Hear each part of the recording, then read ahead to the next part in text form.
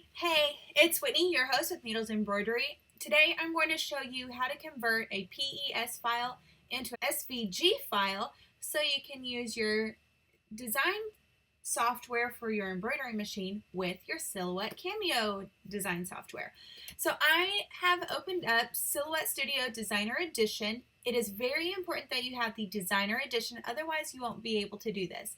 Now, whether or not you have the newer version of the Silhouette Cameo or the older version like I do, this process will work just the same, okay? So don't worry if you don't have the newest stuff. It's not necessary. What is necessary is the Designer Edition. I bought mine for $49.99 and I've had it on 3 different computers. I just kind of add and take away as I progress through my computers.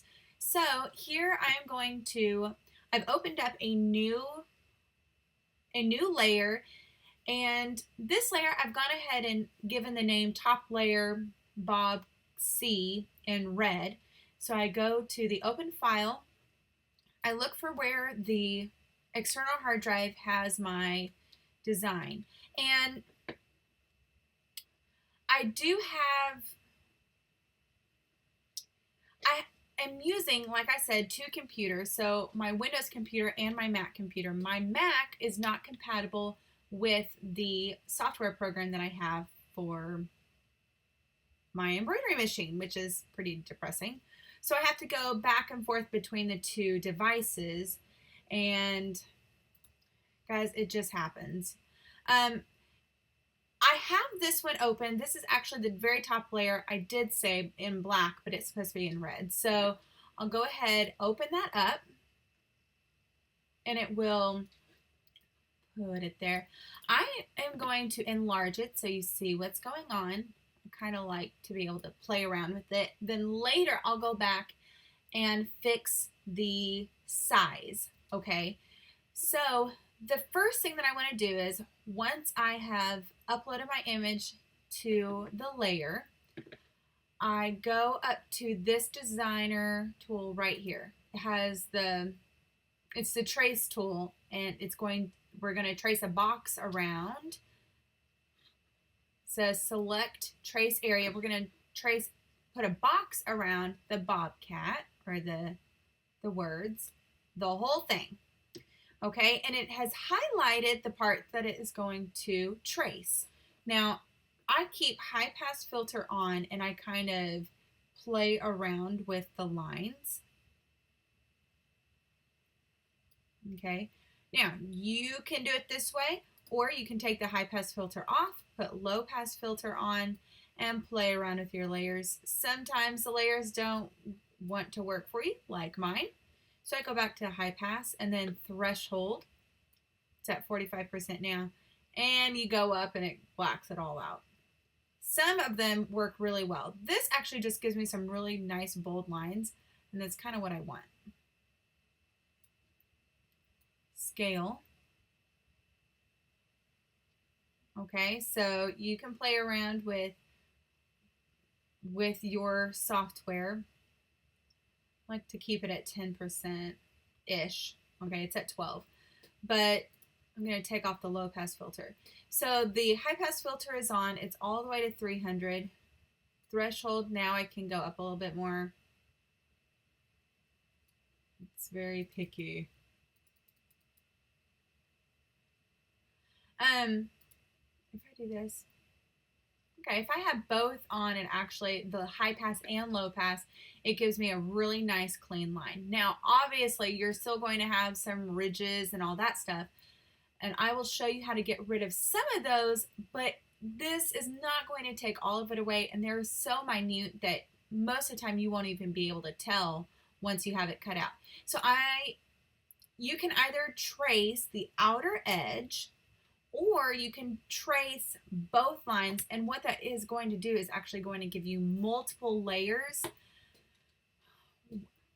Unfortunately, that's what we have to do, and then we have to go in and delete some things. But tracing the outer edge, I'll show you what that does. It does not trace, you can see here, it does not trace the center of the O's. So I'm going to oops, go back in here. Command Z in the Mac actually fixes all that and it goes back to what I need. So I'm going to do trace, and it's going to do 2 layers or 2 lines. Ooh, where did that come from? Go back. There we go. And it will do 2 lines. You can see the lines here. I'll zoom in so you can see what I'm talking about. See how it's not quite, it's not smooth at all, but at least it's there. And now we have to go in and delete part of the layers. Well, to do that, I'm going to zoom back out. I'm going to keep this here. To delete part of the layer, you're going to do Control A, and it's going to group everything, or you can just click and drag. Right click, and where it says release compound path, you're going to release all the compound paths. That way, now we can select everything individually and delete a portion of the design. So I'm going to zoom in again, and I want to delete the inside layer. Grab this. I'm going to start with the letter B, and I'm going to delete the inside layer and just highlight it or click it and delete. Simple. And delete. Okay, going over to the O. I'm going to click the inner layer, delete. The outer layer on this one, delete, and I'll tell you why later. It's always better to have the inside of the letters a little bit wider, or have that second layer on there so the thread will actually catch on it later. Okay, so the inside, delete. Delete the outer of the B. And whatever this little dot is down here, I'm going to delete that. I don't need that. Delete that. Delete the inside of the C. Okay, that looks good. Now I'm going to scroll down here and delete part of this thing. Now, this swoosh has this ugly X on it from my design software. So what I will actually do for this is delete the outside. And then I can go back and add a layer. You know what? I should have done it a different way. I'll go back. Okay. I'll show you the other method that I wanted, that I don't know why I wasn't thinking this way. Highlight this. I'm going to paint the box. It's always easier if you have a color in it. I'm going to go ahead and paint all of these as well. It's so much easier.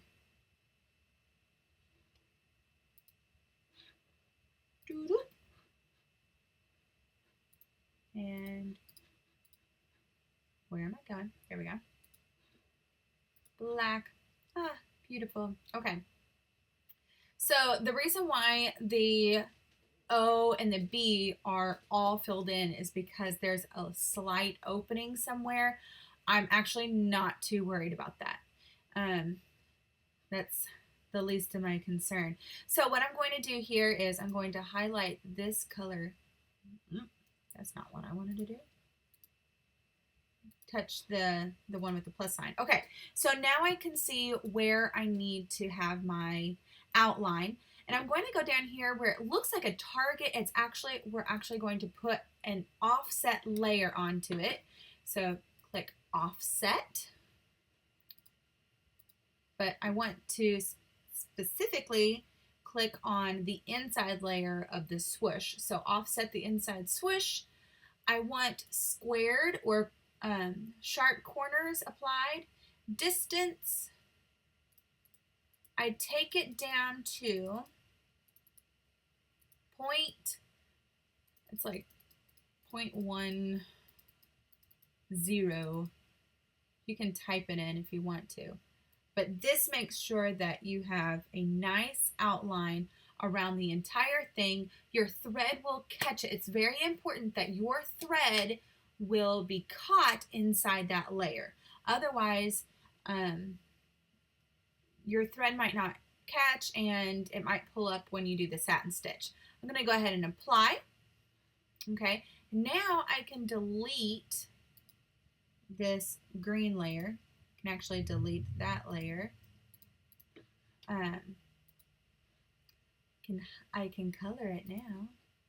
Go ahead and color it. Let's do blue. Nice. Okay. Actually, it's supposed to be red. I'll color it red. I'll do it red. Okay. Now for this one, all of these layers will actually offset together because they are grouped together. So I will go down here to the target again. There's my big mouse. Go back down to the target. Go over here to distance. I only want it 0.1 inch. Actually, that might even be too big for this one. Because I was doing the inner layer. Let's see, 0.05. Let's see what that looks like. Okay, that looks pretty good. 0.05 inches for the outer layer. I did 1 inch or 0.1 inch for the bottom layer or for that swoosh because I was actually copying the inner layer without the plus sign at the bottom. So, okay, so I applied that. I'm going to go ahead and color it red. Okay, now I need to do the inner portions. Let me go ahead and offset. And I've already offset, but this time I want an internal. So I'm going to do an internal offset. Stop it. There we go. Internal offset and about the same distance as before. But this time 0.30 because I've already have chosen the inner layer. Now I'm just adding a little bit more of an offset to that layer. So 0.03, apply that. Delete the outer layer. Same thing for this one. Now I'm going to do an internal offset. Rounded corners, sharp corners. I prefer the sharp. Go up here, change the distance. 0.3 inches, apply, and then delete the outer layer. Okay, same with the B up here.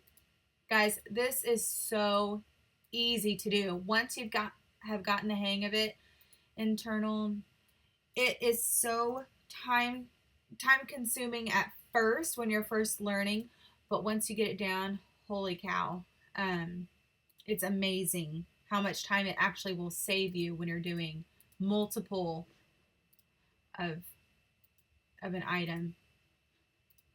I actually did the other side of this, the part that says cats. This whole design will say bobcats. It took me hours upon hours just to cut 9 shirts. Whew. Hand cutting that, it was very bitter. It was a tough thing. Okay, so I'm going to actually do inner. No, that's not what I wanted. Inner offset. 0.3, apply. Okay, now all the bobcat part is done. I am actually now going to delete the black layer. You know what? I forgot that when I colored it, there we go. Now I can actually see all the lines. All right. I was like, what did I just do? Now I have all my lines. For a second there, I thought I had deleted everything. I was like, no. All right. Okay, now to the B, this fancy Brindle, I think is the name of this font. Brindle or Brimble. Guys, I don't know. It's from defont.com. I've uploaded it to my computer. My PE Design Next actually converts true type font to embroidery files. if you don't have PE Design Next, I highly, highly recommend it. It is so easy to use and manipulate. So, so easy. I encourage you to do it.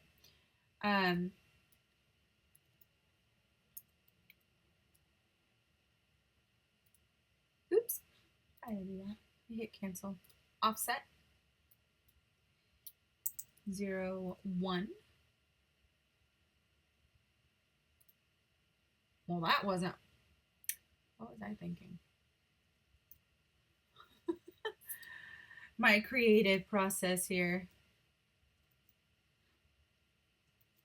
Okay. Click it. Yes, I have it clicked. Offset.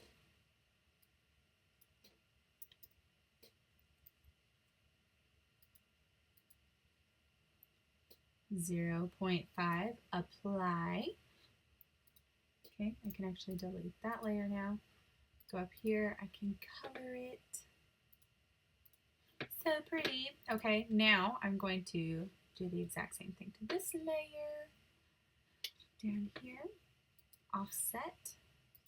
Offset. 0, 5. Apply. I'm going to delete the inside layer. Now go to the outside layer. All right. Now, looking at this, my bees actually connect. I am not worried about that at all. I've highlighted and selected both the backbone of the bee and then the bubble part of the bee.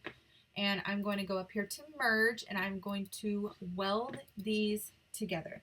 Command highlight, Command highlight. Do what you're supposed to do.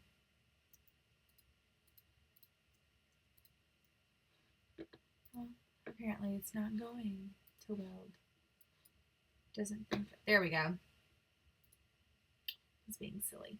So I've welded those together. That means it's going to cut out as one layer or one single cut instead of cutting two pieces. I'm not worried about it.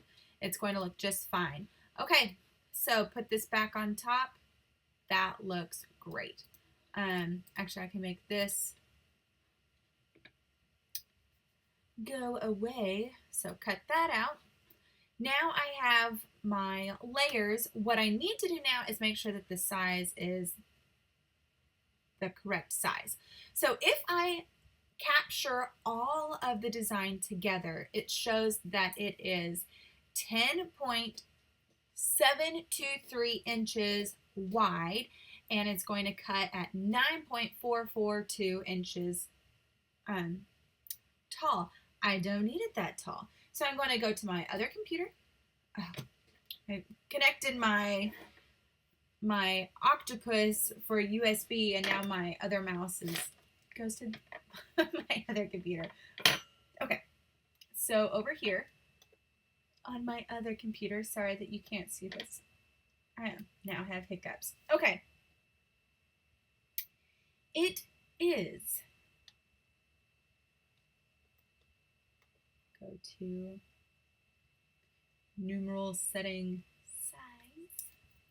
Okay, write it down because I guarantee that I will not remember this by the time I move from here to here. It is, the width is 189.4 millimeters. I work on millimeters when I do embroidery, and the height is 164.3 millimeters.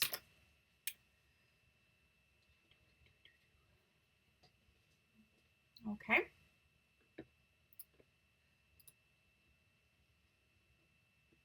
I will go ahead and make this a compound. There it is.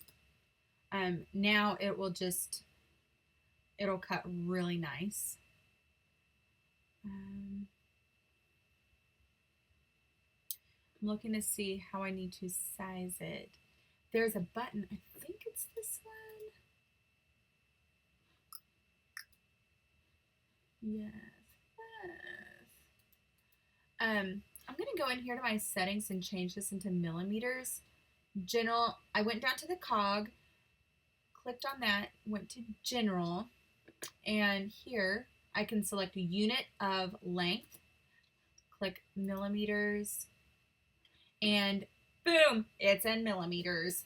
This is so nice when you're converting, so you don't actually have to go to google.com and type in, please convert this number right here for me. So it'll change that. I go to my width and type in 189.4. I do not want to lock aspect because sometimes when I drag and expand it to be really wide, it skews it. So then I'm going to change the height to 164. You will change it to whatever the design needs to be. Okay, I've applied that. Now I can cut. And it's going to look so great when it's cut. Now, I have it highlighted, and over here where it says editing points, I can do simplify. Once I hit simplify, it will smooth out some of the curves and makes fewer points, which actually make it cut really nice and round. Not all the time, but most of the time. So once it's selected, you only have to click it once. It reduces it as much as it can, and then you're done. Okay. If you are going to be cutting on like the heat transfer vinyl, I would advise you to flip and rotate your design. If you are cutting directly onto your fabric, the pretty side facing up, you don't have to flip. But just remember, whatever you do cut, just remember what medium you're using. Okay, so I have that. That looks nice. 3 on there, and I can put multiple of these little swooshes. I am Control or Command V, and basically that means cut and paste. So swoosh, outer or inner layer. Let me go up here and do save. Save as. Top in red. Swoosh. I don't really want it to save to my desktop.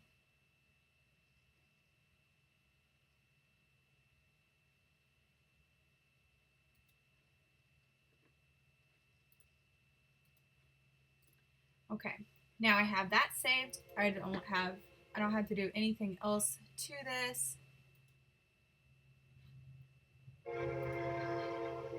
Train.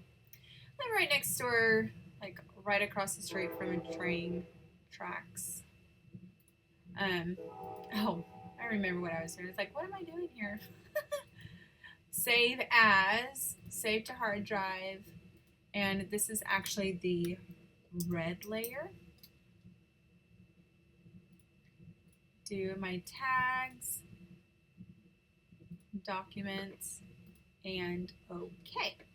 So now all that I have to do is upload my bottom layer, do the exact same thing to the bottom layer, and cut. For this particular design, it is on heat transfer. It's like a heat. There is an iron-on portion on the back side. I don't have to flip or rotate or anything, but once I get it cut out, I stitch out my tack down, or excuse me, I stitch out my design for it to, my outline of the design. I will place it into the design and iron onto it.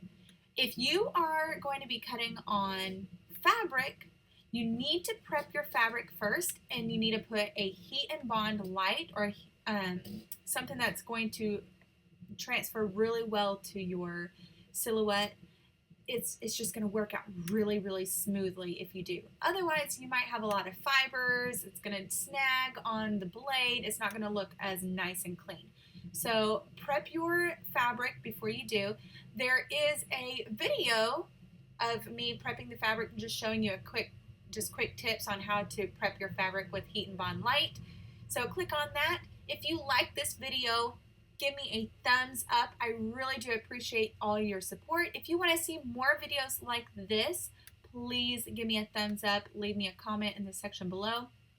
If there was something that I need to explain or visit with you about, please private message me. I would love to help you. You can also check us out on our Needles Embroidery Help and Tips page on Facebook. We are always there to help you. It's just now getting started. We have lots of ladies in there showing their work, asking for help. It's just now where people are using it. So please use that. It's a great tool for you. Have a great day, and I will catch you all in the next one. Bye! Be sure to check out these videos. The first one is how to actually apply the cut file to your design once it's stitched out on the embroidery machine. The second video is a tutorial from start to finish on aerial and full applique. Love that project. It was super cute and fun to do. And then the last video is me showing you what is in my box of goodies when I prepare for an embroidery event.